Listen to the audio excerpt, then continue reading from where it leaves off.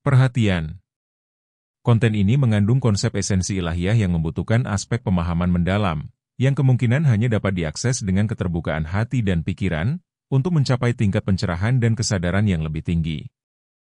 Assalamualaikum warahmatullahi wabarakatuh. Salam sejahtera untuk kita semua. Rahayu, namaste, Om Swastiastu, Namo Buddhaya, salam kebajikan dan sehat untuk kita semua. Dan malam hari ini kita kedatangan guru kita kembali yang selalu kita kangenin seperti biasa, Mas Faiz. Terima kasih Mas Faiz. Sehat ya Mas? Puasa lancar jaya aman ya? Alhamdulillah lancar semuanya. Oke, alhamdulillah sekali lagi terima kasih Mas Faiz. So, malam hari ini kita akan berbicara salah satu topik yang sangat spektakuler ya sebetulnya, yang sering dibicarakan, tapi kita pengen tahu nih sebetulnya seperti apa sih Syekh Siti Jenar ini, karena dengan Manunggaling Kawulu Gustinya itu sangat-sangat terkenal dan kita akan melihat dari sudut pandang filsafatnya seperti apa. So, tidak berpanjang lebar, kita langsung ke Mas Faiz. Monggo, Mas. Oke, baik. Bismillah. Assalamualaikum warahmatullahi wabarakatuh. Bismillahirrahmanirrahim. Alhamdulillahirabbil alamin. Wassalatu wassalamu ala asyrofil anbiya'i wal mursalin. Sayyidina wa maulana Muhammadin wa ala alihi wa ashabihi wa man tabi'ahum bi ihsanin ila yaumil.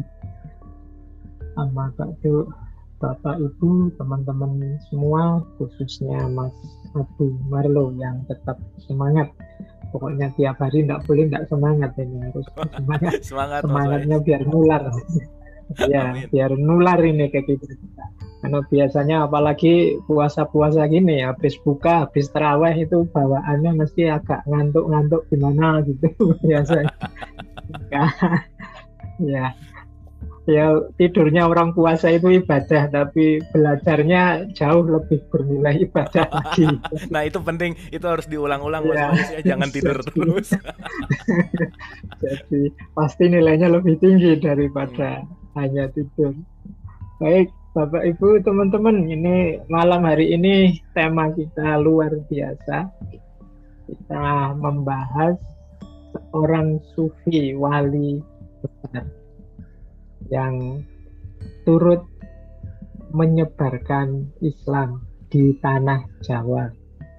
Meskipun kisah-kisah tentang beliau ini agak, yang pertama datanya agak sulit ditemukan kepastiannya, yang kedua bercampur dengan banyak mitos-mitos, sehingga kita kesulitan pastinya apa. Tapi kalau dalam dunia tasawuf, kemungkinan yang seperti ini memang sudah dikehendaki oleh Allah, dan beliaunya sendiri itu memang tidak ingin dikenal sebagai tokoh yang secara definitif siapa, kemudian dan seterusnya. Memang di dunia tasawuf itu ada istilah namanya humul. Nanti coba saya buka ya slide, saya share slide. Jadi saya buka slide saya dan ini untuk mungkin sedikit bisa membuat kita lega mengapa sih kisah-kisah para wali, termasuk banyak wali songo, khususnya beliau Syekh Siti Jenar ini sering kabur, tidak jelas, tidak pasti. Jadi ini sebenarnya sebuah kaidah dari Hikam karya Ibnu Athaillah.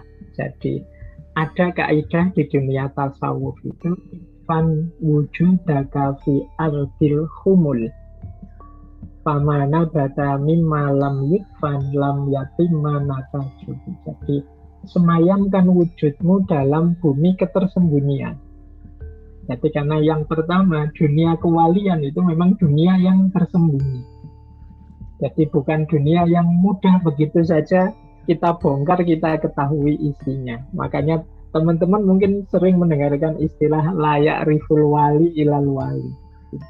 Tidak bisa tahu secara pasti ini wali benar apa tidak kecuali seorang wali. Kalau kita membacanya berarti banyak hanya lewat isyarat-isyarat, kisah-kisah dan lain sebagainya. Karena memang ada istilah itu, semayamkan wujudmu dalam bumi ketersembunyian. Meskipun itu di belakangnya menurut saya lebih menarik. Biji yang belum ditanam maka hasilnya tidak akan sempurna jika tumbuh. Jadi ini di antara suluknya para wali itu ada makom namanya humul. Humul itu memang tidak ingin terekspos, tidak ingin terkenal, beda dengan kita hari ini, tidak ingin masyhur, siapa saja kenal kita, itu bagi mereka beban. Jadi mereka lebih suka kalau masyarakat itu mengikuti tuntunan mereka tanpa harus mengunggul-unggulkan mereka, sehingga kadang-kadang mungkin karena doa mereka, keinginan mereka untuk tidak terlalu populer, terkenal, maka kisah-kisah hidup mereka ini kadang-kadang sulit kita lacak, sehingga bahkan ada kelompok tertentu yang tidak percaya kalau wali-wali termasuk Wali Songo itu ada. Ya, jadi karena mungkin memang para wali juga ingin ini sendiri. Bahkan Syekh Siti Jenar ini makamnya saja itu kontroversial. Ada 4 tempat yang diaku oleh masyarakat hari ini sebagai makamnya Syekh Siti Jenar. Ya, jadi ada di Cirebon, ada di Mantingan, Jawa Tengah, ada di Jepara, ada di Tuban. Ini masing-masing masyarakat mengklaim bahwa ini makamnya Syekh Siti Jenar. Jadi ada riwayat bahkan memang beliau ini pesan, semoga nanti kalau saya sudah tidak ada, makamku tidak dikultuskan, tidak jadi tempat peziarahan kalau bahasa kita hari ini, karena beliau tidak ingin begitu. Mungkin diijabahi oleh Allah keinginannya sehingga bahkan makam beliau pun kontroversial. Ya. Asal-usul beliau pun kontroversi. Riwayat macam-macam. Kita itu mengerti tentang beliau ini dari beberapa babat serat, jadi kisah-kisah, cerita-cerita yang unik-unik. Kita agak sulit memastikannya. Misalnya ada di babat Demak dan babat Tanah Jawi itu, mungkin teman-teman pernah mendengar bahwa beliau ini awalnya malah seekor cacing yang kemudian berubah jadi manusia. Nah, ini ada itu di babat Tanah Jawi dan juga babat Demak itu, yang nanti dia cacing ini mendengarkan wejangannya Sunan Bonang pada Sunan Kalijogo di tengah laut. Kebetulan kapalnya ini bocor oleh Sunan Bonang ditambal dengan tanah liat. Nah, di dalam tanah liat itu ada cacingnya. Cacing ini mendengarkan ajaran-ajaran kelas tinggi, tasawuf yang dalam itu, kemudian dia berubah jadi manusia. Nah, ini ada cerita seperti itu di babat Tanah Jawa. Di babat yang lain bahkan ada yang bertentangan. Ada yang bilang beliau ini putranya Sunan Gunung Jati yang namanya Syekh Abdul Jalil. Ada yang bilang beliau ini putranya Ratu Cirebon. Ini ada pula yang bilang beliau ini sebenarnya awalnya, ini makanya saya tadi bilang ini campur dengan banyak mitos-mitos. Nama beliau ada yang bilang ini aslinya San Ali, yang beliau ini ingin berguru pada Sunan Giri, tapi oleh Sunan Giri tidak diterima. Kemudian diam-diam beliau mencuri ilmunya Sunan Giri. Ini cerita seperti ini ada di Serat Wali Sana, jadi Serat Wali Sono. Ada pula yang bilang beliau ini nama aslinya adalah Datuk Abdul Jalil. Dan macam-macam. Ada banyak versi kisah tentang beliau. Ini yang bahasa saya ini mungkin di antara karomahnya beliau memang ingin tersembunyi, tidak ingin terlalu dikenal. Bahkan meninggalnya pun kisahnya macam-macam. Ada cerita beliau ini dibunuh oleh Sunan Kudus. Ada cerita beliau ini dieksekusi di Masjid Demak. Ada yang bilang beliau ini dieksekusi di masjid di Keraton Kasepuhan Cirebon. Ada kalau versi Torekot yang dikenal sebagai Torekot Akmaliyah, ini Torekotnya Syekh sendiri. Ini sebenarnya bukan kok dieksekusi, dibunuh begitu, tapi ajaran-ajarannya yang dibunuh, dimatikan, dilarang. Jadi makanya nanti kontroversi juga, akhirnya dimakamkan di mana, ini versinya macam-macam. Itulah yang tadi saya sebut, ini mungkin di antara karomahnya beliau yang memang tidak ingin terkenal, dikenal, apalagi diputuskan, sehingga cerita-ceritanya bisa macam-macam. Maka malam hari ini mungkin kita tidak harus terlalu sibuk dengan kepastian historisnya, karena ini filsafat, nanti kita belajar di level hikmah saja. Apa yang bisa kita ambil dari gagasan-gagasannya Syekh Siti Jenar. Ini sekedar ilustrasi, Bapak Ibu coba nama dan gelar beliau, julukan beliau itu saja, dari yang saya catat dari mana-mana itu ada sekitar 15 apa 16 itu. Ada San Ali atau Hasan Ali Azhar, ada Syekh Abdul Jalil, ada Syekh Joboronto.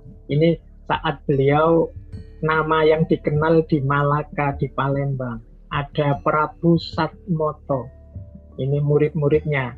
Syekh Lemah Abang, ini yang kita kenal juga, atau Lemah Bang. Ini yang diberikan oleh masyarakat yang dibentuk oleh Syekh Siti Jenar. Nah, Syekh Siti Jenar itu, kalau ini kan nama dalam bahasa Jawa, khususnya Jawa Tengah, Jawa Timur. Siti itu artinya tanah, Jenar itu artinya merah. Tanah merah ini maksudnya apa? Ini sebenarnya menceritakan hakikatnya manusia. Manusia itu secara biologis kita yang kelihatan ini kan aslinya hanya dibuat oleh Allah dari tanah merah, tanah lempung itu kan tanah merah, dan sisanya adalah roh dari Allah. Sehingga Siti Jenar itu sebenarnya menggambarkan filosofi hidup beliau. Kita ini hakikatnya, fisik kita itu hanya tanah. Maka kalau kita merasa tinggi, merasa sombong, itu tidak pantas. Nah, itu gelar dari Siti Jenar. Makanya beliau dikenal Siti Jenar. Siti Jenar itu nanti kalau ke barat jadinya Lemah Abang. Jadi Lemah Abang itu sama, lemah itu tanah, abang itu merah. Nanti nama lain juga ada Sunan Sasmito, ada Syekh Siti Bang, sama artinya tanah merah. Syekh Siti Brit itu sama, tanah merah. Syekh Siti Lubung, ini masyarakat Jawa Tengah. Ada juga Sunan Kajenar. Sunan Kajenar ini di naskahnya Raden Ngabei Ronggowarsito. Ada juga Syekh Wali Lanang Sejati, Syekh Jati Mulyo, Syekh Sunyoto Jati Murti, dan ini nama-nama beliau ini kan menunjukkan beliau ini luar biasa tapi misterius dan sekaligus kontroversial. Inilah menariknya, karena orang itu kan semakin misterius semakin ingin mengejar. Di situ kemudian muncul banyak mitos-mitos tentang beliau. Nah, ini dari sini sudah mulai terasa luar biasanya beliau. Kalau dari sisi tasawuf, ini beliau ini masuk kategori tasawuf falsafi. Jadi beliau tidak sekedar menjalankan suluk. Kalau dalam tasawuf itu kan menjalankan laku batin, tapi juga menjelaskannya secara filosofis. Ini nanti yang sering dianggap jadi biang keladi, kemudian beliau oleh sekelompok orang dianggap sesat pada zaman itu, karena memang menjelaskan dunia batin ini kan tidak sederhana. Beliau sendiri kalau dalam dunia tasawuf, beliau ini punya 2 torekot. Yang pertama torekot Akmaliyah, yang kedua torekot Satariyah. Torekot Satariyah dari Syekh Datuk Kahfi, ini sepupu beliau sendiri. Kalau torekot Akmaliyah ini awalnya beliau belajar dari Syekh Abdul Malik Al-Baghdadi. Ini torekot yang sama dengan yang diikuti oleh Abu Mansur Al-Hallaj, yang sama-sama punya ideologi wahdatul wujud, yang ketika dibawa ke Jawa istilahnya menjadi manunggaling kawula Gusti. Jadi makanya beliau ini masyhur dengan ajaran manunggaling kawula Gusti. Jadi ini nanti yang sumber kontroversinya di sini. Murid-murid beliau banyak. Jadi ini kebanyakan nanti dari tradisi Jawa bagian selatan. Kita kenal Ki Ageng Pengging, Ki Ageng Banyu Biru, Ki Ageng Tingkir, ini yang mengasuh Joko Tingkir, Ki Ageng Ngerang, Ki Ageng Buto. Ini murid-muridnya. Pangeran Panggung, Syekh Jangkung, termasuk Joko Tingkir. Nanti dilanjutkan oleh anak angkatnya Panembahan Senopati, nanti di situ lahir cikal bakal Mataram Islam. Jadi ini gaya keilmuan tasawuf beliau. Ini kalau teman-teman ingin mengerti hakikatnya ajaran Manunggaling Kawula Gusti, kita bisa menengok Torekot Akmaliyah dan juga digabung dengan Torekot Sakariyah. Baik, saya lanjutkan. Sebelum ke gagasannya, ini informasi sedikit biografis. Nah, Lemah Abang itu pada zamannya adalah semacam gerakan. Jadi ini gerakan untuk mengkritisi situasi saat itu. Jadi yang dikritik apa?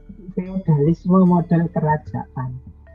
Jadi mengapa? Karena di Jawa zaman itu khususnya termasuk Keraton Demak itu kan modelnya memang kerajaan. Nah, di Jawa itu kalau model kerajaan itu kan ada istilah kawulo dan gusti.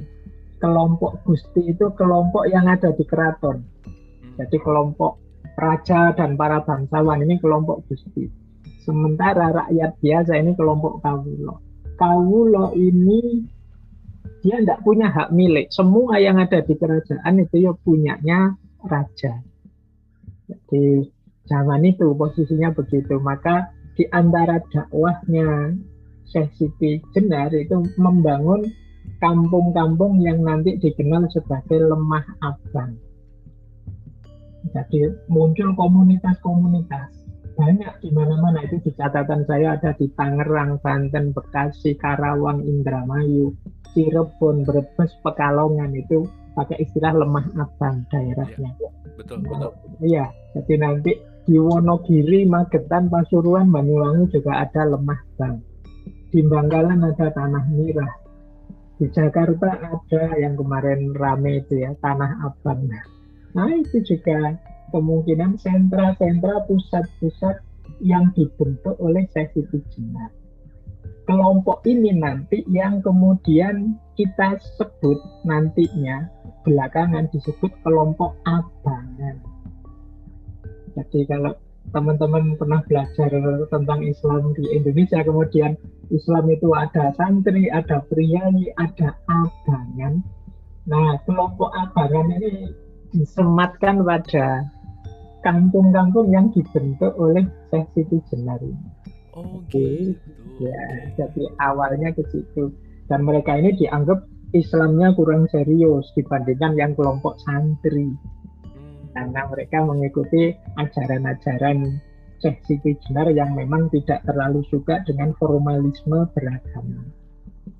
Nah, jadi ini makanya daerah-daerahnya dikenal sebagai Lemah Abang, kemudian masyarakatnya digelari orang abang.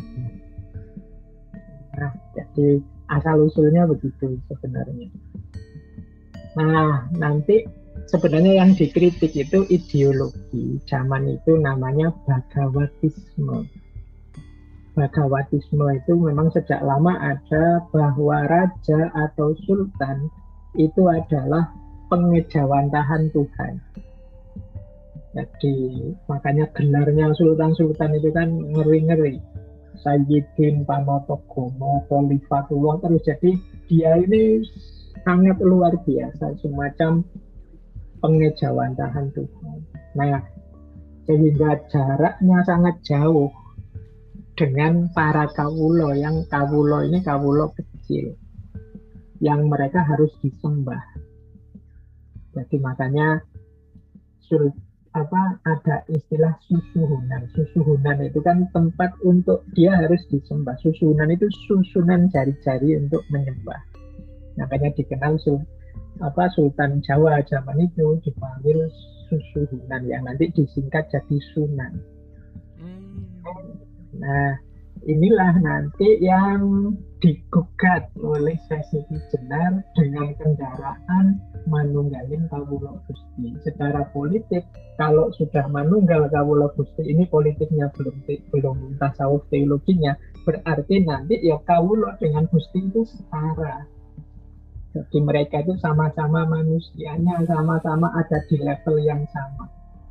Nah ini tentu saja secara politik meresahkan karena stabilitas semula yang para bangsawan ini punya posisi yang tinggi digugat oleh Sesi Tijenar dengan gagasan egaliternya lewat gerakan lemah abang, lewat ideologi manunggaling kawula Gusti dan lain sebagainya.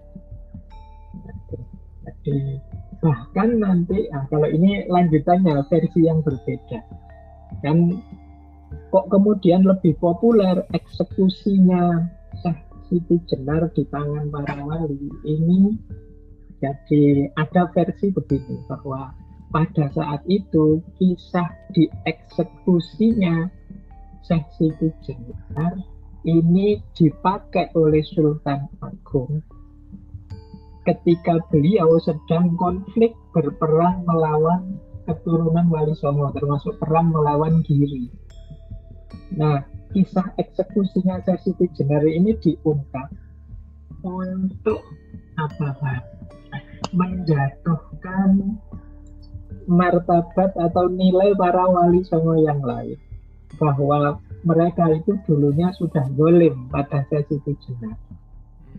Nah, ini membuat pasukannya Sultan Agung ini kemudian panas, kemudian semangat perangnya meningkat meskipun melawan sentral-sentral keislaman seperti di Giri saat itu, karena ceritanya Sultan Agung ini berkonflik dengan Keraton Giri, keturunannya Sunan Giri. Nah, kisah ini kemudian di blow up, jadi bahwa Sultan Agung itu dieksekusi, dibunuh, kemudian mayatnya diganti jadi anjing dan lain sebagainya. Ini kan membuat panas ini pasukan Mataram ini. Wah, ini berarti dulu beliau ini dizalimi dan seterusnya. Ya, ada versi penjelasan yang seperti ini.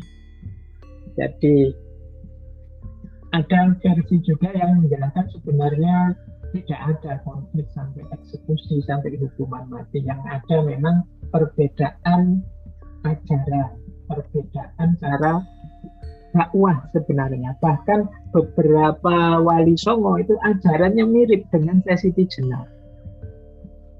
Naskah-naskah babat yang ditulis oleh Sunan Bonang, Sunan Kalijogo itu mirip saja modelnya dengan Manunggaling Kawula Gusti ini. Cuma memang secara politik Siti Jenar ini lebih agresif, bertentangan dengan yang punya kekuasaan saat itu, sehingga terjadi banyak konflik-konflik. Jadi ini gambaran, jadi saya menunjukkan beberapa versi, semoga teman-teman semakin terbuka bahwa ternyata memang ada banyak versi tentang Siti Jenar ini. Tidak melulu cerita bahwa beliau ini punya Manunggaling Kawula Gusti kemudian dicap murtad, kemudian dieksekusi. Di situ ada problem-problem politik, problem sosial, dan juga problem budaya yang ikut terlibat. Jadi tidak sesederhana kelihatannya. Baik, ini untuk pengantar sebelum ke gagasan-gagasan. Nah, yang paling populer nanti ini Manunggaling Kawula Gusti. Ini sebenarnya panjang, semoga kapan-kapan kita bisa menjelaskan ini. Meskipun ini sebenarnya lebih banyak ke nuansa sofistiknya, tapi juga ada unsur teologisnya, ada unsur filosofisnya. Biasanya aspek teologis itu mengambil dalil-dalil yang memang menunjukkan Allah itu ada dalam segala hal. Jadi misalnya dalil nahnu aqrabu ilaihi min hablil warid. Kami, katanya Allah, lebih dekat dengannya dibandingkan urat lehernya. Ini kan sebenarnya bahasa majas yang menunjukkan Allah itu sangat dekat dengan diri kita. Nah, ini memang kalau dijelaskan begitu saja pada orang awam yang levelnya belum nyampe, nanti memang menganggap Allah itu ada di leherku beneran. Jadi ini yang kesulitannya mungkin di sini. Jadi strategi dakwahnya Siti Jenar ini agak kurang halus. Kalau Sunan Kalijogo kan halus, dia punya strategi pelan-pelan masuk sehingga orang tidak sadar. Tapi beliau ini agak mungkin langsung dijelaskan apa adanya. Kemudian Misalnya dalil itu Allahu bikulli syai'in muhit. Allah itu meliputi segala sesuatu. Nah, ini kalau kita pahami mudah, kemudian tidak berpikir dalam, oh berarti segala sesuatu itu Allah, berarti segala sesuatu bisa disembah ini. Nah, itu juga problem ketika dipahami sederhana dengan logika sederhana orang awam. Termasuk ini dasarnya innalillahi wa inna ilaihi roji'un, itu kan menunjukkan kita dulu asalnya dari Allah dan nanti kembali ke Allah. Berarti surga, alam barzah, macam-macam termasuk dunia itu hanya ampiran sementara. Jadi hakikatnya kita itu nanti akan bersatu dengan Allah.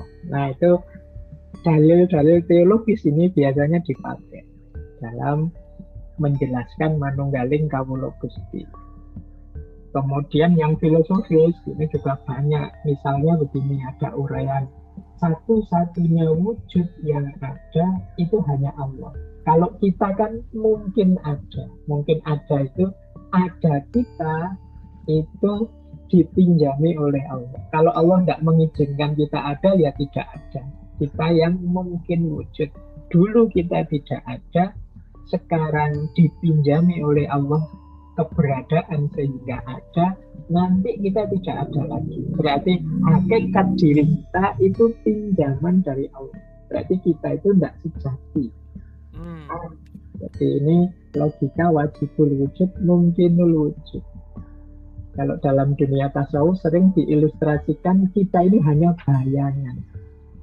Jadi kalau Bapak Ibu punya cermin besar, kemudian melihat gambar kita di cermin, nah kita itu yang punya wujud ini kayak gambar yang di cermin, tidak sejati. Yang sejati ya kita yang sedang berdiri di depan cermin. Ini kayak hubungan antara Allah dengan ciptaannya. Jadi ciptaannya itu gambar di cermin, yang sejati ya Allahnya. Inilah nanti yang disebut wahdatul wujud. Wujud itu hakikatnya ya cuma satu, yaitu ya Allah saja. Kalau kita kan nggak punya wujud, kita hanya dipinjami wujud oleh Allah. Jadi kita itu tidak hakiki, yang hakiki hanya Allah.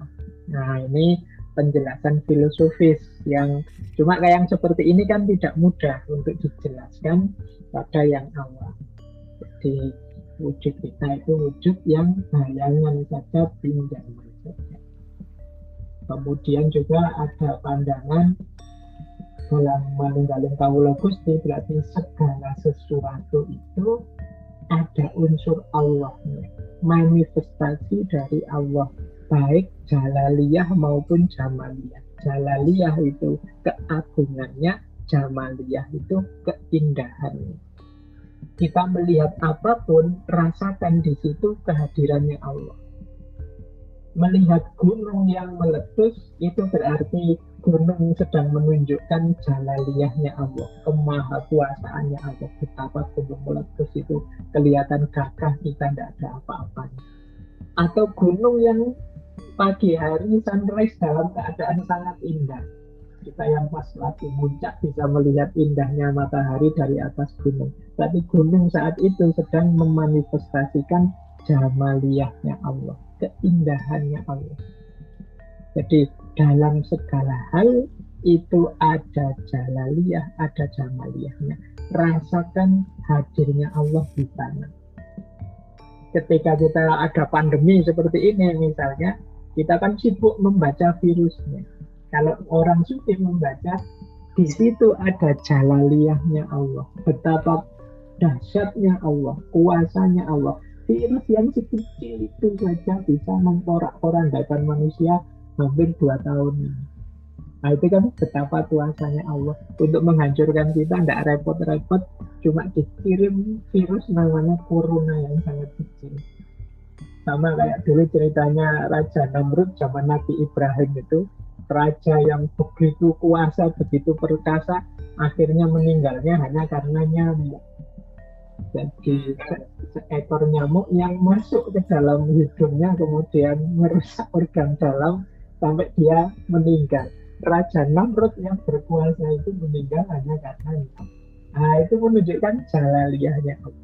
Dalam segala hal dan segala peristiwa, di situ Allah hadir. Di situ ada fenomena Allah. Jadi sebelum fenomena apapun kita lihat, coba kita lihat dulu ada fenomena Allahnya di situ. Itulah yang dilakukan oleh para sufi yang punya pandangan manunggaling kawula. Dalam segala hal ada Allahnya. Kemudian ada nur alam nur, cahaya di atas cahaya. Ini kita bisa lihat dialog positif yang keberapa itu yang tentang cahaya. Itu sebenarnya logika yang digunakan juga dalam manunggaling kawula Gusti. Dan yang terakhir mahabbah. Mahabbah itu dalam konsep cinta sufistik juga ada kesatuan. Ketika seseorang mencintai, itu sebenarnya akunya sudah hilang. Yang ada tinggal dia. Kan begitu orang mencintai itu. Maka kalau seorang sufi yang sangat cinta dengan Allah, maka dia sudah tidak merasakan kehadiran dirinya lagi. Yang dia rasakan hanya kehadiran yang dia cintai, yaitu Allah. Itulah mengapa kadang-kadang para sufi itu dalam kondisi sangat asik dengan kekasih yang sangat dia cintai, kadang-kadang kemudian lepas kontrol bicaranya. Kalau dalam sufi disebut satohat. Jadi satohat itu ngomong seperti tidak sadar. Jadi kadang-kadang kalimat ini terus jadi kontroversi karena kita tanggapi serius. Misalnya sampai ada yang bilang anak al-haq dan lain sebagainya. Anak al-haq itu tidak menunjuk aku, ego sebagai manusia ini, karena dia ada dalam kesadaran Allah. Jadi aku ini sudah tidak ada. Yang ada hanya Allah saja. Ada ilustrasi aku, egoku sebagai manusia kalau sudah bertemu dengan Allah itu seperti setetes air yang ketemu lautan. Setetes air yang ketemu lautan, ya tidak usah dicari lagi setetes airnya itu ada di mana. Yang tersisa pasti hanya lautnya saja. Nah ini orang yang jatuh cinta itu kan itu, egoku hilang, yang ada hanya dia. Nah ini juga kadang dipakai untuk menjelaskan wahdatul wujud atau manunggaling kawula Gusti. Nah cuma ini memang pandangan-pandangan seperti ini tidak sederhana untuk dijelaskan pada orang awam, umat awam. Inilah yang sering jadi sumber konflik. Kemudian secara sufistik nanti lahir macam-macam konsep. Ada wahdatul wujud, ada hulul, ada ittifaq, ada fana, bakok. Lain waktu kita dalami, tapi yang jelas pola berpikirnya sama, konsep-konsep sufi yang ada ini. Nah, saya lanjutkan. Nah, manunggaling kawula Gusti ini nanti ditafsir untuk berbagai ranah. Kalau dalam tradisi mistik Jawa. Jadi bisa dia ditafsir untuk mode sufistik suluk. Kalau ini yang tadi, ini mode sufistik. Jadi manunggaling kawula Gusti yang dalam bentuk wahdatul wujud, ulul, ittifaq, fana, bakok. Tapi bisa juga tidak sedalam itu. Manunggaling kawula Gusti itu bisa dalam bentuk kesalehan biasa. Misalnya apa? Ketika seseorang ikhlas, ridho dengan apapun perintah Allah, menjauhi larangannya, ini juga bisa dianggap sejenis manunggaling kawula Gusti. Manunggalnya di mana? Manunggalnya di kehendak Allah adalah kehendak hamba. Jadi apapun yang diinginkan oleh Allah itulah keinginanku. Ini kan berarti sudah menyatu keinginannya. Nah ini melahirkan kesalehan, kalau bahasa saya kesalehan individual. Jadi itu yang kedua. Yang ketiga bisa juga model ditafsir secara lebih duniawi untuk kesolehan politik. Tadi kan gerakannya Syekh Siti Jenar juga masuk ke ranah politik. Seperti apa sih manunggal antara kawula dan Gusti? Gusti itu berarti yang dimaksud tadi kelompok bangsawan keraton, yang kawula ini orang-orang biasa seperti kita. Terjadi manunggaling kawula Gusti kalau kawulanya mempersembahkan kepatuhan, kesetiaan, dan Gustinya mempersembahkan kesejahteraan, kemaslahatan. Nah ini berarti manunggal. Yang satu bisa mengatur, yang satu bisa diatur. Lahirlah kondisi masyarakat yang ideal. Maka di ranah sosial politik pun bisa kita menjelaskan idealismenya dengan konsep manunggaling kawula Gusti. Jadi kawulanya bisa diatur, dia patuh dan setia, Gustinya juga canggih, bisa mengatur, bisa mempersembahkan kesejahteraan kemaslahatan. Ini berarti manunggal sudah satu visi bareng-bareng. Nah ini tafsir-tafsir dalam tradisi Sufisme Jawa tentang manunggaling kawula Gusti. Inilah ajaran seperti ini yang dikembangkan oleh Syekh Siti Jenar. Memang nantinya menggelisahkan bagi yang punya kekuasaan. Baik, ada lagi pandangan yang kontroversial dari Syekh Siti Jenar, yaitu istilah mati sakjroning urip. Jadi, kematian dalam kehidupan. Jadi versinya Syekh Siti Jenar itu hakikatnya hidup ini mati. Jadi kehidupan ini sesungguhnya mati. Kita ini seperti mayat yang gentayangan mencari kekayaan, mencari kemasyhuran, menyenangkan jasmaninya. Padahal sesungguhnya kebebasan yang sejati itu kalau kita sudah meninggal. Dalam tradisi sufi itu kan ada pandangan fisik kita ini, jasad kita ini justru membelenggu kita. Dia jadi beban, jadi penderitaan bagi kita.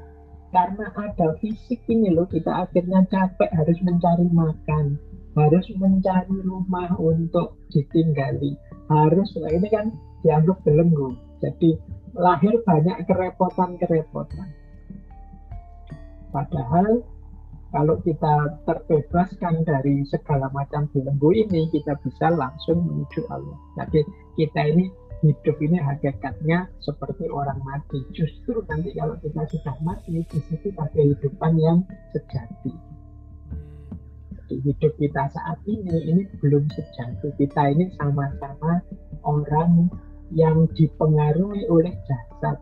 Jasad itu kan kalau kita mati nanti, dia kan yang busuk, dia yang hancur, seperti bangkai. Jadi kalau ada orang kok hidupnya, kiblatnya, orientasinya hanya yang jasadiah, yang badan, ini sebenarnya seperti orang mati.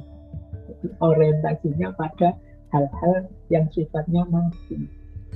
Harusnya nggak ke situ, orientasinya harus ke batin, ke rohani.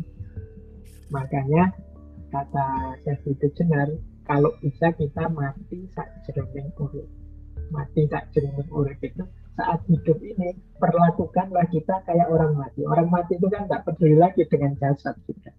Jasad itu dipenuhi secukupnya saja, nggak usah dikejar-kejar harta, dikejar-kejar ambisi macam-macam. Nah, itu istilahnya mati sakjroning urip. Jadi bisa merasakan kematian saat hidup sebelum kematian yang sebenarnya, yang itu hakikatnya adalah hidup yang sejati. Nah ini juga kalau diajarkan pada yang awam sering jadi masalah.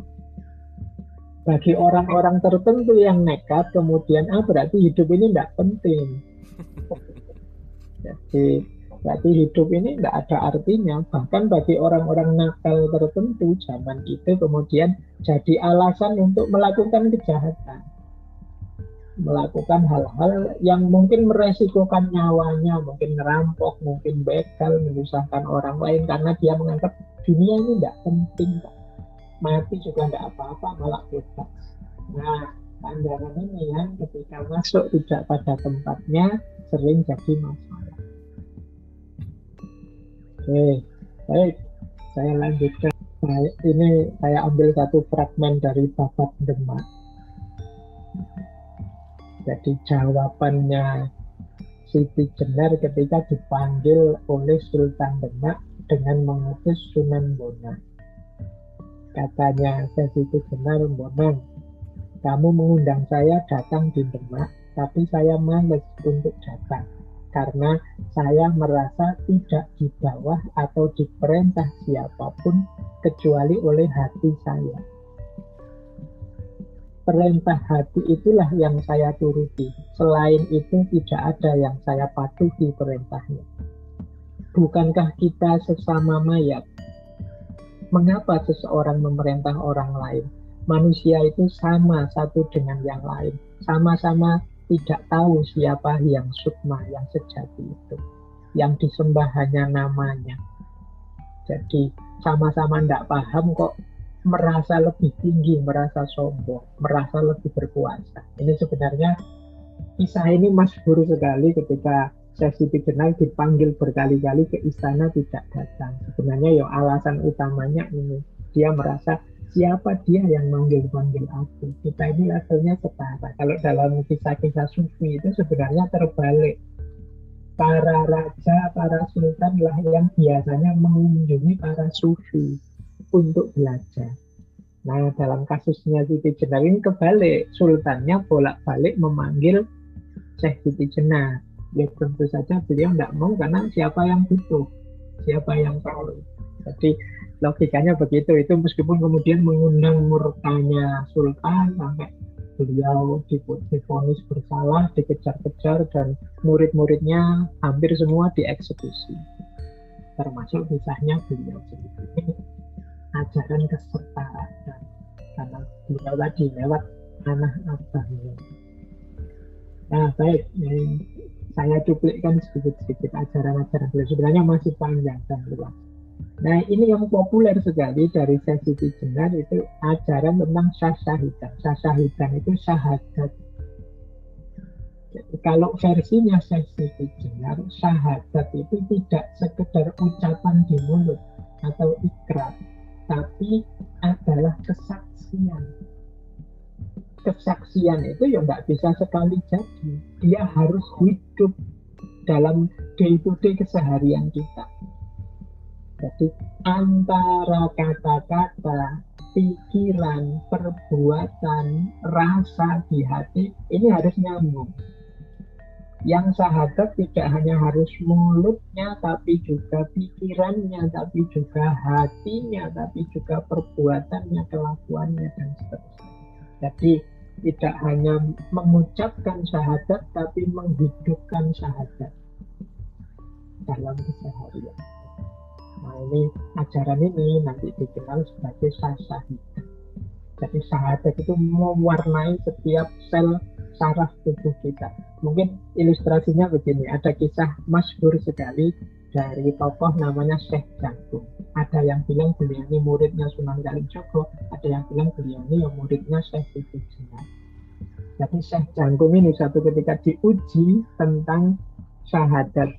Jadi murid-murid yang lain ketika diuji mengucapkan syahadat, mengucapkan syahadat seperti biasa, asyhadu alla ilaha illallah wa asyhadu anna muhammadar rasulullah.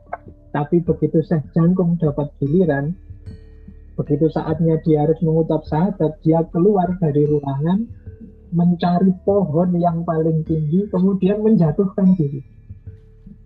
Wah, itu murid yang lain kaget terus nguber ke sana termasuk gurunya. Begitu ditanya, kamu itu kenapa? Disuruh syahadat saja loh, kok enggak naik ke atas pohon terus terjun. Nah, jawabannya Syekh Jangkung, ya ini syahadat saya. Saya yakin benar bahwa hidup matiku itu sepenuhnya di tangannya Allah. Maka aku buktikan keyakinanku itu dengan cara loncat dari pohon. Dan memang Allah dengan kuasanya, saya baik-baik saja. Itu syahadat dari Syekh Jangkung. Jadi semoga Bapak Ibu tidak usah niru yang penting. nanti jangan-jangan setelah ini nyari pohon semua. Ini harus ada ini tanda bintangnya, jangan dilakukan. Syarat dan ketentuan berlaku kalau ini. Ketentuan berlaku. Dilakukan hanya oleh ahli gitu ya. Jadi ini penjelasannya adalah ya kita ini syahadat kita itu jangan hanya di mulut, jangan hanya diikrarkan, tapi juga dijalankan sepenuhnya dalam hidup. Cermin hidup kita adalah cermin seorang yang bertuhan dan patuh pada ajaran Nabi-Nya. Itu berarti bersyahadat, tidak hanya mengucapkan syahadat. Ini ajaran ini nanti yang dikenal sebagai syasyahidan. Ini gaya-gayanya Siti Jenar nanti selalu seperti ini. Termasuk misalnya saya ambil contoh lagi, beliau mengkritik sholat. Ini banyak dikritik santri yang sholat. Sholatnya para ulama santri levelnya hanya ini, sembah raga katanya Siti Jenar. Sembah raga itu levelnya hanya fisik. Jadi tidak salah sih, tapi kurang dalam. Targetnya sholat bukan ini.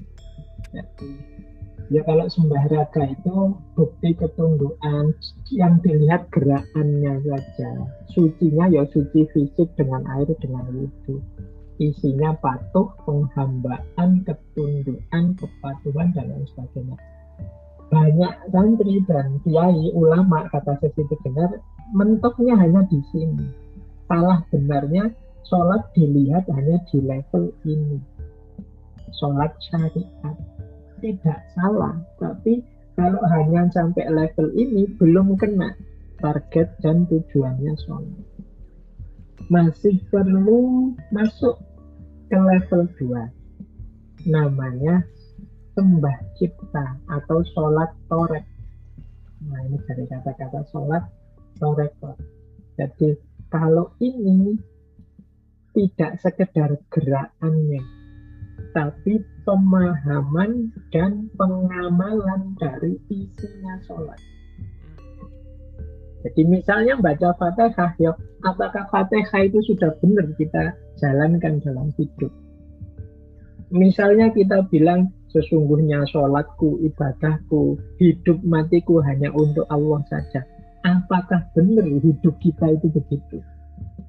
Kalau dalam Fatihah kita bilang iya karena berdua, iya karena nasta'in, sudahkah dalam segala masalah satu-satunya yang kita minta tolong hanya Allah?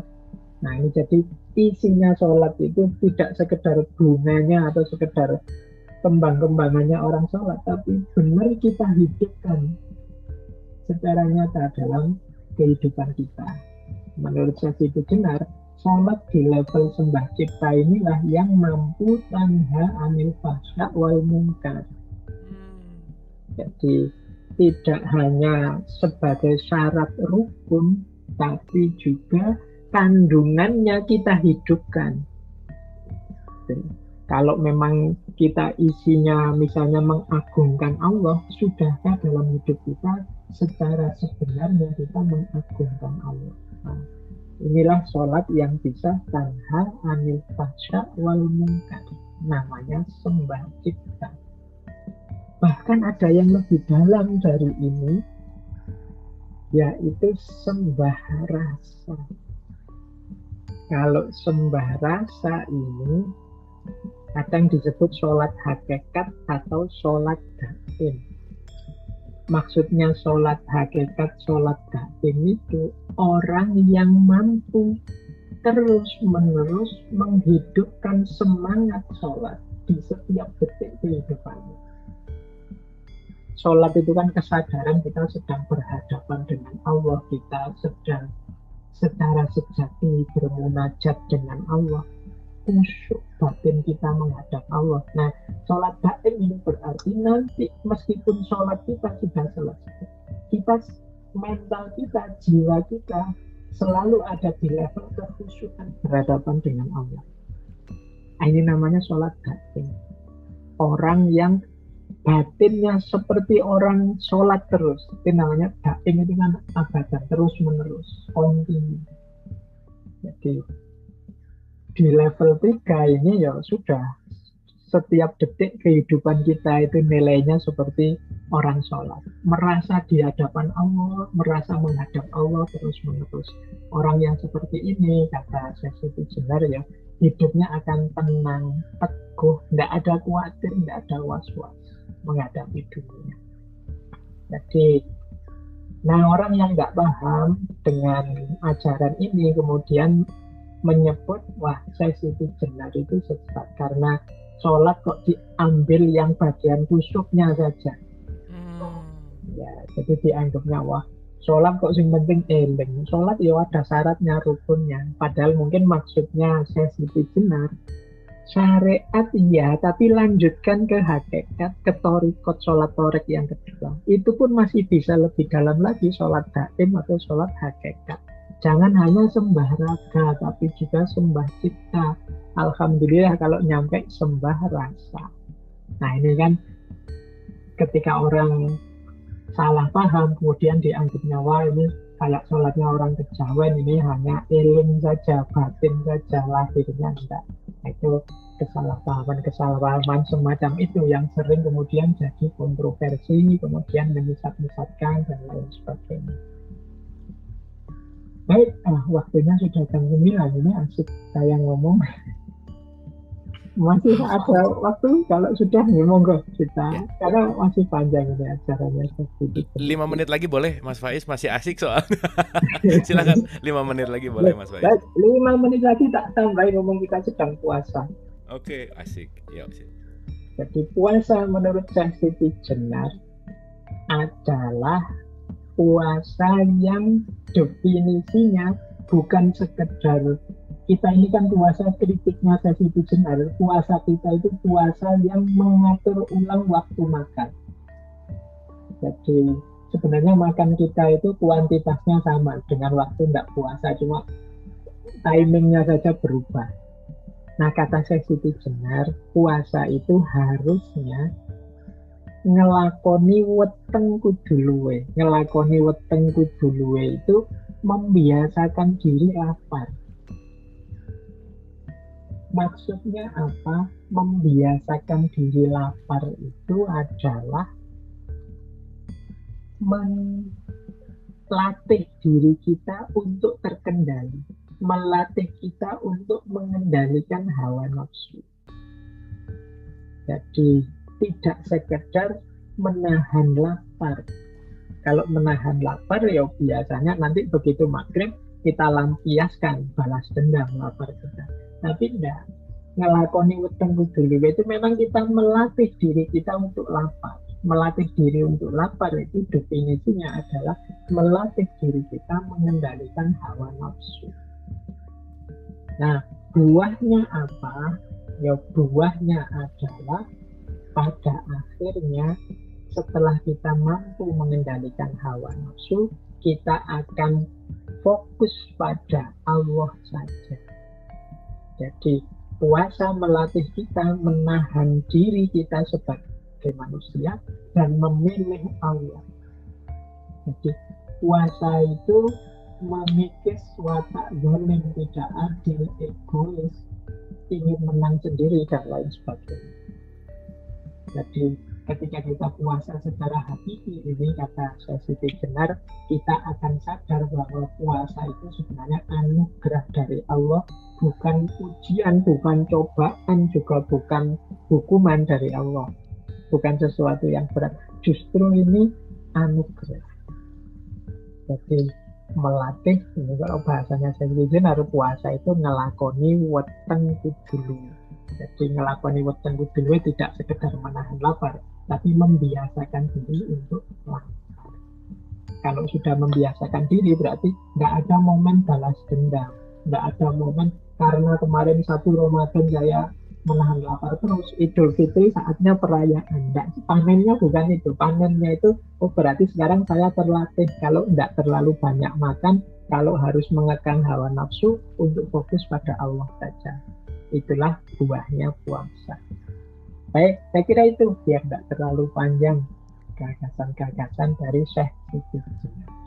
Oke, terima kasih Mas Faiz. Ini benar-benar menjawab banyak sekali yang yang selama ini taunya selewat gitu ya. Syekh Siti Jenar tuh taunya cuman dengan kesesatannya, terus dengan wahdatul wujud manunggalingnya dan dituduh jadi Tuhan lah dalam tanda petik gitu ya. Tapi ya lagi-lagi balik lagi banyak esensi-esensi di belakang yang kita nggak tahu gitu. Terima kasih Mas Faiz, ini malam hari ini kita banyak tahu. Nah, yang menarik ini diskusi Mas Faiz ini saya punya perspektif gini. relevansi ajaran kekinian kalau sesi Tejenar sekarang masih ada gitu ya, kira-kira disesatin juga nggak sih Mas Faiz? Kira-kira apakah relevansi kesadaran masyarakat gitu ya tentang apa namanya ketuhanan, terus tentang wahdatul wujudnya atau tentang manunggaling kaulo gustinya, itu relevansi dengan kekinian menurut Mas Faiz gimana? Ya, ada nanti mungkin orang-orang tertentu hari ini yang masih menyesatkan model berpikir seperti Syekh Tejenar ini. Karena banyak orang seperti kritiknya Jalaluddin Rumi yang berhenti hanya pada lahiriahnya. Agama pun berhenti pada lahiriahnya, membaca nas teks juga berhenti pada lahiriahnya, sehingga banyak kehilangan mutiara-mutiara batinnya agama. Jadi sebenarnya yang disampaikan oleh Syekh Tejenar ini banyak aspek-aspek batinnya agama yang sering ditinggalkan. Kalau istilahnya Syekh Tejenar itu palson itu orang itu banyak palsunya. Kenapa palsu? Ya karena kalau kita punya barang atau apa yang hanya bungkusnya saja, sementara isinya tidak seindah bungkusnya, itu kan kita menyebutnya palsu. Nah, kita sering beragama itu bungkusnya sangat indah, kepatuhan kita dalam sholat, dalam puasa, dalam zakat, tapi ternyata isinya palsu. Palsu itu sholat yang kehilangan kekhusyuan, kekhuduannya sehingga tidak tanha anil fasya wal munkar, puasa yang hanya dapat lapar dan hausnya, pelajaran menahan dirinya tidak dapat, dan seterusnya. Ini kalau istilahnya saya dengar palson kabeh, semuanya palsu. Karena mencuri sholat gitu ya kalau pernah baca juga ya. Jadi, gitu ya katanya. Sholatnya disebut mencuri karena tidak ada isinya. Jadi justru yang paling hakiki ada di isinya. Jadi fisik itu jembatannya, alatnya. Nah, tindak lanjutnya Mas Faiz, untuk upgrade gitu ya, kalau kita mau berbicara tentang kedalaman kesadaran supaya tidak palsu tadi gitu, supaya tidak hanya kulit kemasan gitu, apakah mungkin faktor paling utama atau pendidikan? Apakah pendidikankah atau dari mana nih kita mulai untuk bisa satu level naik lah gitu misalkan, gimana Mas? Di pendidikan oke, tapi lebih penting lagi adalah strateginya. Jadi cara menanamkannya ini mungkin kapan-kapan kita belajar strateginya Sunan Kalijogo. Sunan Kalijogo itu kalau Bapak Ibu teman-teman coba dicermati ajaran-ajaran beliau, itu tidak jauh kok dari yang diajarkan oleh Syekh Tejenar ini. Bahkan ada yang bilang beliau ini muridnya Syekh Tejenar, salah satu muridnya. Kalau dalam sejarah bahkan Sunan Kalijogo ini menantunya, karena nanti putrinya Syekh Tejenar ada yang dinikahi oleh Sunan Kalijogo. Nah, Sunan Kalijogo lebih taktis. Beliau bisa masuk pelan-pelan, bisa kooperatif dengan kekuasaan saat itu, kemudian masuk ke tengah masyarakat menggunakan media-media yang bisa dipahami masyarakat. Kalau saat itu ya medianya wayang, ya Sunan Kalijogo main wayang. Medianya lewat tembang lagu, masuk lewat tembang lagu, sehingga ajaran-ajarannya pelan-pelan masuk. Agak berbeda memang dengan Syekh Tejenar yang agak keras frontal nabraknya, sehingga sering lahir kontroversi. Jadi pendidikan oke, memang satu-satunya jalan ya penyadaran itu lewat pendidikan, tapi pendidikan yang kita rancang dengan smooth, kita atur biar masuknya mudah lewat strategi dakwah yang indah. Oke, saya kira itu. Kalau gitu next kita bahas Sunan Kalijaga Mas Faiz. Boleh. Alhamdulillah. Oke, satu lagi nih sebelum, ini pertanyaan udah banyak, satu lagi tapi saya masih banyak penasaran juga. Tadi sangat itu dalam banget filosofi sholatnya Syekh Tejenar ya. Ada sembah raga, sembah cipta, sembah rasa. Nah, ini yang saya sendiri suka lihat di lapangan yang terjadi Mas Faiz. Suka ada strata perbedaan kelompok-kelompok, yang satu geng syariat, yang satu geng hakikat gitu kira-kira. Dimana si geng hakikat ini ngomong, alah syariat itu udah gak penting banget gitu, yang penting adalah hakikatnya gitu. Yang syariat-syariatnya itu udah gak terlalu penting. Nah, ini ada gap antara syariat dan hakikat. Ini gimana sih seharusnya dalam tanda petik kok yang hakikat jadi merasa syariatnya gak penting, tetapi yang syariat juga hakikatnya jadi nggak ngerti gitu. Nah, menurut Mas Faiz fenomena seperti itu gimana tanggapannya, monggo? Iya, jadi fenomena seperti itu terjadi karena banyak di antara kita hari ini yang tertutup. Jadi tertutup itu sudah tidak bisa lagi diberi masukan. Jadi sebenarnya kalau memang mau sumber rujukan, nasihat, diskusi sebenarnya sudah banyak. Kalau terbuka saja itu pasti, apalagi kalau hari ini tidak mungkin informasi itu susah dicari. Hari ini informasi mudah sekali dicari kalau kita ingin mengupgrade wawasan pengetahuan keagamaan. Nah, kadang-kadang kita ini sudah tertutup, merasa versi kita lah yang terbaik dan sudah final. Jangan diubah lagi. Ini problemnya di situ. Sehingga kita tidak naik-naik kelas. Kita merasa sudah selesai. Bahayanya orang yang sudah selesai itu dia mandek sudah. Dia lupa bahwa manusia itu tidak ada yang sempurna. Selalu ada kurangnya. Berarti tugas kita itu tiap hari harus selalu mencari yang lebih baik, lebih sempurna, lebih baik, dan seterusnya. Nah, banyak di antara kita yang tertutup itu tadi sehingga tidak sadar. Misalnya yang syariat tadi lupa bahwa syariat ini tidak akan sempurna kalau tidak masuk ke ranah hakikat. Yang hakikat juga begitu. Bagaimana kita bisa ketemu hakikat kalau tidak melalui jalan syariat? Jadi dua-duanya penting. Nah, cuma karena sudah stuck di ranahnya masing-masing, di kebenarannya masing-masing, terus tidak bisa saling memberi masukan. Yang ada saling klaim kebenarannya sendiri-sendiri. Kemudian terus konflik. Nah, itu yang terjadi sering-sering. Oke, makasih Mas Faiz. Oke, ini ada pertanyaan sebelum ke Mas Aryo. Pertanyaannya begini. Ada statement pengharaman filsafat katanya Mas Faiz. Nah, kenapa kok filsafat diharamkan gitu? Silakan. Baik, ini sering sekali ditanyakan. Klaim bahwa filsafat itu haram sebagian besar muncul karena membaca gagasan-gagasan para filsuf tertentu. Mungkin karena tidak setuju dengan filosof A, filosof B, filosof C, dan seterusnya, kemudian menfatwakan filsafat itu haram. Padahal hakikatnya filsafat tidak di situ. Jadi itu kan namanya produk berpikir filsafat. Filsafatnya sendiri itu ya intinya adalah cara berpikir yang benar. Itu filsafat. Jadi mengajari kita cara berpikir yang lurus, yang runtut, yang benar. Inilah hakikatnya filsafat. Berpindah dari mitos ke logos. Mitos itu berpikir yang ikut-ikutan, tidak tahu argumennya, tidak ngerti posisi berpikir, konteksnya macam-macam. Yang penting orang lain begitu, saya begitu. Pindah ke logos. Logos itu berpikir secara argumentatif, secara kritis, mencari kebenaran. Hakikatnya filsafat ini.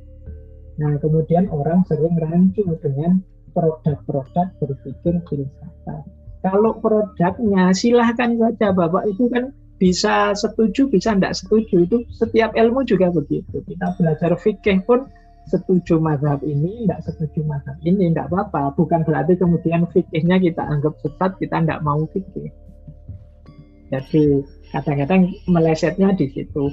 Saya juga tidak setuju misalnya beberapa gagasan filosof yang sampai ke level anti Tuhan misalnya, atau hidup ini direduksi hanya ekonomi saja, yang lain tidak penting. Saya akan mengkritik itu, saya tidak setuju. Jadi kalau gagasan-gagasan tertentu ini mungkin memang tidak cocok dengan Islam. Tapi masih banyak kalau di level produk gagasan yang lain yang sebenarnya sangat cocok dengan agama. Jadi cuma ini tidak bisa disebut filsafat. Hakikatnya filsafat itu ya kemauan, kesungguhan, keinginan kita berpikir yang benar, yang lurus. Kalau ini menurut saya ya justru kewajiban agama. Agama itu di banyak ayat Al-Quran itu banyak menyebut afala ta'qilun, afala tatafakkarun, afala tatadabbarun, dan lain sebagainya. Jadi ini kalau ini kan kewajiban agama, tapi kalau alasannya gagasan filosof tertentu ya berarti bukan filsafatnya yang haram, ya mungkin gagasan tertentu itu. Dan itu kan boleh saja kan orang setuju tidak setuju dengan pikirannya orang tertentu. Itu tidak masalah menurut saya. Jadi menurut saya duduk persoalannya begitu. Baik, baik. Terima kasih. Emang Quran juga banyak bicara untuk berpikir kok ya, Mas Faiz ya. Iya, Untuk menggunakan akal. untuk Gitu. menggunakan akal. Jangan dogma terus gitu maksudnya. Oke, thank you. Terima kasih Mas Faiz, luar biasa. Boleh tepuk tangan dulu dong buat Mas Faiz. Malam hari ini kita dapat sparkling mind blowing tentang Siti Jenar ya. Next on Sunan Kalijogo. Oke, Mas Aryo. Oh iya teman-teman, kalau ada yang mau nanya, mau apresiasi atau mau berdialog silakan lewat chat di Zoom atau di YouTube atau raise hand juga boleh. Oke, Mas Aryo, silakan. Ya, tadi itu kan disebutkan Islam Abangan ya, yang saya tahu itu sebenarnya dari daerah Jawa, terutama mungkin Jawa Tengah dan mungkin juga sebagian Jawa Timur. Kemudian pertanyaan saya kan, kalau kita bicara Islam itu kan juga ada yang di Sumatera, ada yang di Kalimantan, ada yang di Sulawesi. Apakah yang di pulau-pulau tersebut atau mungkin malah di Nusa Tenggara juga, Nusa Tenggara Barat ya, apakah di daerah-daerah tersebut juga ada semacam versi Islam Abangan seperti yang di Jawa Tengah, di mana lakonnya mungkin dianggap berbeda lah dengan aslinya yang di Arab sana gitu? Kalau ada, bisa tolong diceritakan seperti apa perbedaannya? Apakah ada kemiripan dengan Islam Abangannya di Jawa Tengah? Apakah juga mengandung kontroversi seperti yang di Jawa Tengah atau seperti apa? Itu saya terima kasih. Oke, thank you Mas Aryo. Monggo silakan Mas Faiz. Baik, ini memang peristiwa ini memang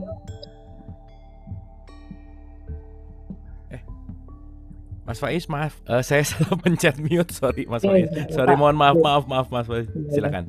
Saya ulang sedikit. Jadi memang ya Siti Jenar ini karena aktivitasnya di Jawa, jadi istilah-istilah tadi memang istilah situasi fenomena keberagamaan masyarakat Jawa saat itu.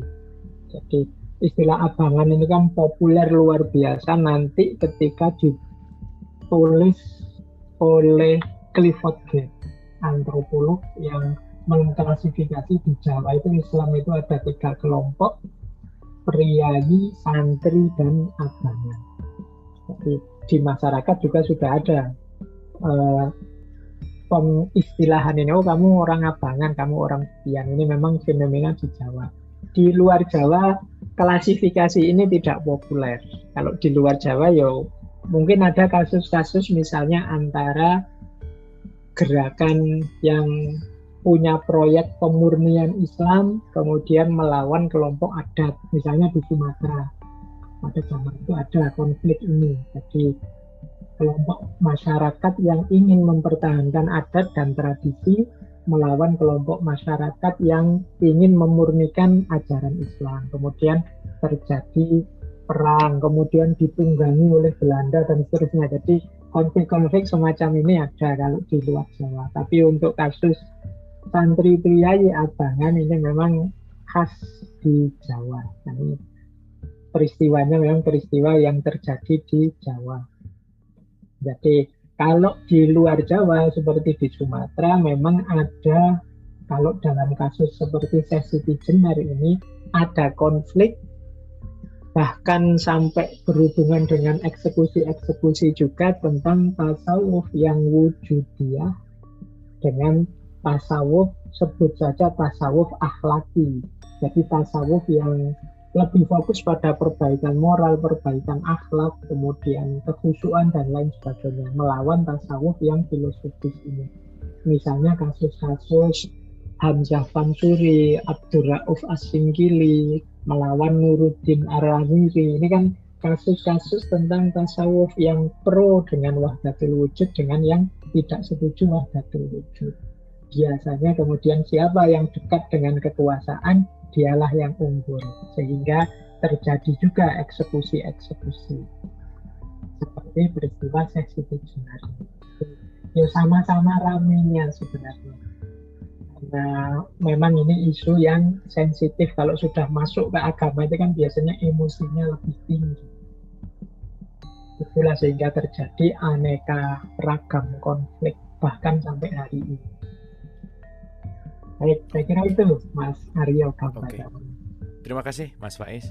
Ini ada pertanyaan, izin tanya, dalam sholat yang sengaja dilaksanakan 5 waktu kadang-kadang bisa khusyuk tapi seringkali juga terganggu konsentrasinya. Ini berkaitan sama sholat rasa, sholat sembah raga cipta rasa mungkin ya. Namun dalam keseharian kerap lebih khusyuk mengingat Allah, terutama jika melihat suatu kejadian yang menyedihkan atau kesenangan atau mendadak saja merasa dekat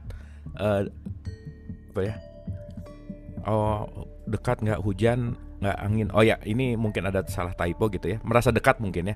Mengucapkan syukur dengan bahasa sendiri dan merasa nyaman. Kenapa bisa begitu gitu? Nah, mungkin dalam ritual itu kadang nggak khusyuk, tapi justru dengan melihat fenomena-fenomena yang ada, keindahan alam atau kejadian-kejadian, justru bisa merasakan hadirnya Allah gitu. Nah, gimana pandangan Mas Faiz? Monggo. Oke, baik. Yang pertama, memang tersentuhnya hati, terbukanya hati, itu jalurnya bisa macam-macam. Dan semuanya anugerah, semuanya hidayah dari Allah. Jadi, tidak apa-apa, memang banyak kasus juga begitu. Bukan berarti sholatnya tidak apa-apa, Pak, tidak khusyuk. Ya, sholatnya tetap diusahakan bisa khusyuk.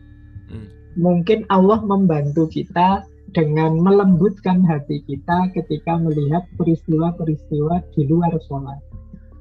Nah, kalau bisa ketersentuhan di luar sholat itu kita bawa ke dalam sholat. Karena ya Allah itu biasanya memberi banyak jalan. Kalau kita sudah semangat, Pak, kok saya sering dalam sholat tidak khusyuk, saya akan berusaha khusyuk, Pak. Sebenarnya cuma itu. Makanya kadang-kadang kita itu kalau orang ceramah macam-macam nggak tersentuh, begitu mendengarkan lagu kita rasanya air mata bisa keluar. Padahal mungkin lagunya juga bukan lagu religius, lagu biasa saja, tapi ternyata batin kita tersentuh. Itu jadi banyak jalan yang bisa menyentuh kita, tapi semuanya nanti kembali pada Allah. Makanya ada seorang tokoh filsafat kontemporer dalam Islam namanya Sayyid Hussein Nasr. Beliau ini punya konsep passing over. Ini yang sering dikritik orang. Passing over itu bahkan kadang-kadang kita itu membaca pelajaran bukan agama Islam, agama yang lain. Mungkin kita membaca, entah sengaja apa tidak, membaca ajaran-ajaran agama Buddha atau ajaran kasih sayang agama Kristen, atau kita tersentuh. Nah, itu kuasanya Allah. Passing over itu setelah kita belajar kemana-mana, ya tetap kembali lagi nanti ke Islam. Passing over itu semacam mampir sebentar kemana-mana. Karena kadang-kadang yang rutin-rutin itu kita kehilangan rasa. Jadi sholat itu karena saking rutinnya kita jadi mati rasa sudah, kayak formalitas terus begitu. Sehingga mau khusyuk itu harus perjuangan berat. Itu makanya agama itu mengajarkan kita mbok yo istiqomah, karena istiqomah itu berat. Karena hal yang kita rutinkan itu biasanya ujian beratnya adalah nikmat dan rasanya hilang. Ketika misalnya kita misalnya tidak pernah sholat tahajud. Begitu sholat tahajud yang pertama, rasanya batin damai, merasa dekat dengan Allah. Nanti dirutinkan, tidak ada 1 bulan, itu rasanya sudah hilang. Sudah tinggal rutin saja. Ya. Benar. Makanya ini memang harus kita berjuang untuk biar rasa ini hidup terus. Dan alhamdulillah Allah masih membantu kita dengan melembutkan, menyentuh kita di hal-hal yang lain, sehingga nanti ini bisa jadi bekal kita untuk merasakan lagi di aktivitas-aktivitas yang rutin tadi. Jadi ini memang perjuangan kita ini bareng-bareng untuk tetap rasa itu ada biar nggak mati rasa ketika berhadapan dengan Allah. Oke, saya kira itu. Oke, terima kasih Mas Faiz. Ini pertanyaan masih banyak teman-teman. Mohon maaf nggak bisa dibacain satu-satu. Mungkin ini yang terakhir karena udah 2124 dari Mas atau Bapak Dwiki mungkin ya ini. Mohon maaf, izin bertanya, kenapa gerakan-gerakan Siti Jenar yang memunculkan gerakan egaliter atau masyarakat madani sejak meninggalnya Siti Jenar hingga sekarang mulai hilang? Apa yang membuat hal tersebut tidak bertahan? Apakah kehilangan sosok pemimpin? Monggo, Mas Faiz. Jadi sebenarnya nanti kalau teman-teman mengikuti kisah beliau dan kisah murid-murid beliau, setelah meninggalnya Siti Jenar itu tidak langsung mati ajaran ini, tapi dilanjutkan oleh beberapa murid beliau.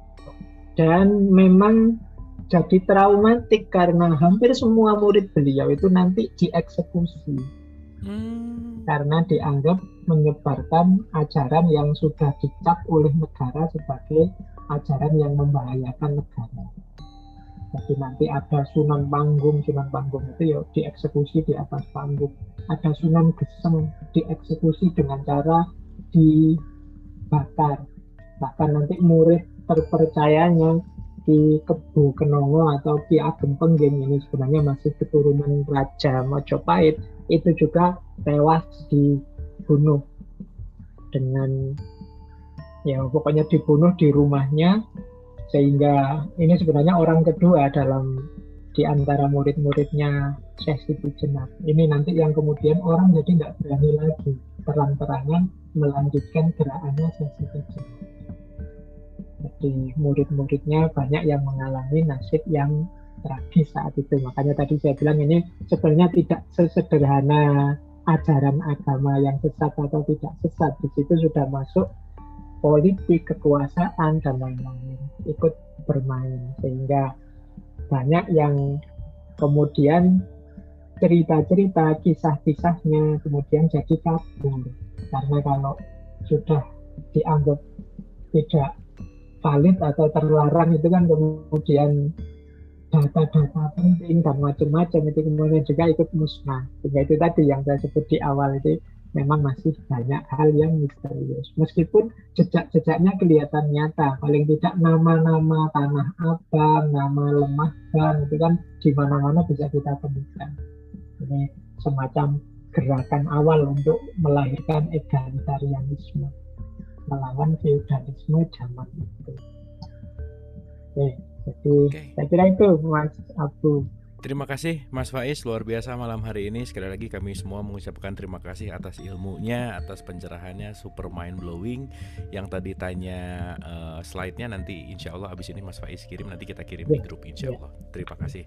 So seperti biasa sekali lagi boleh tepuk tangan untuk Mas Faiz, hatur nuhun Mas Faiz. Terakhir final statement untuk episode 261, monggo. Baik, terima kasih Bapak Ibu semua.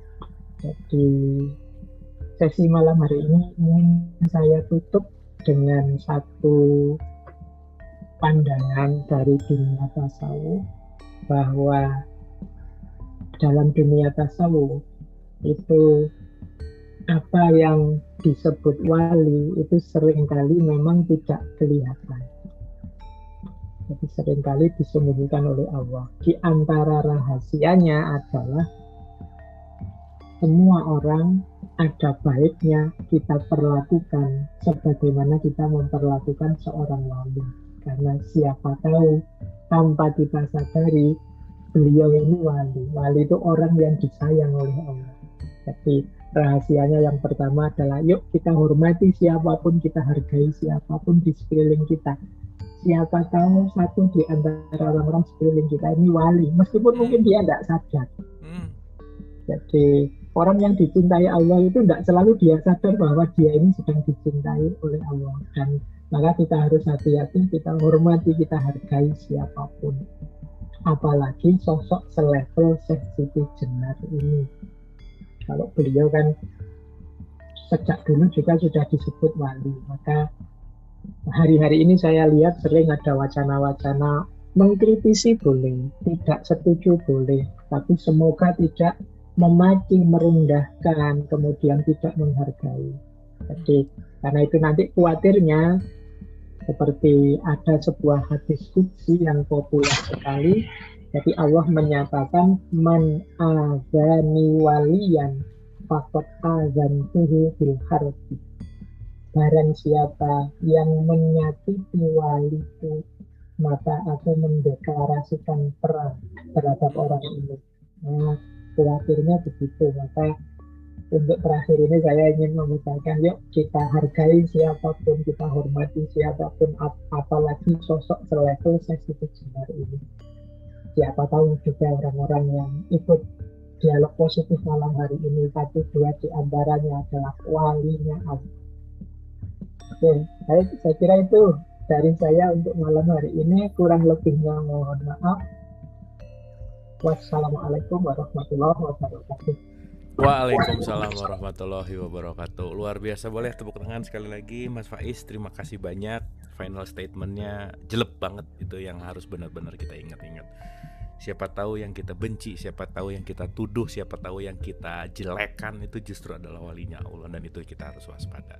Mari kita melihat siapapun, karena ingat kemana saja kita menghadap, di situ wajah Allah. Terima kasih, mohon maaf lahir dan batin. Wabillahi taufiq wal hidayah. Assalamualaikum warahmatullahi wabarakatuh. Sampai ketemu besok di jam dan channel yang sama.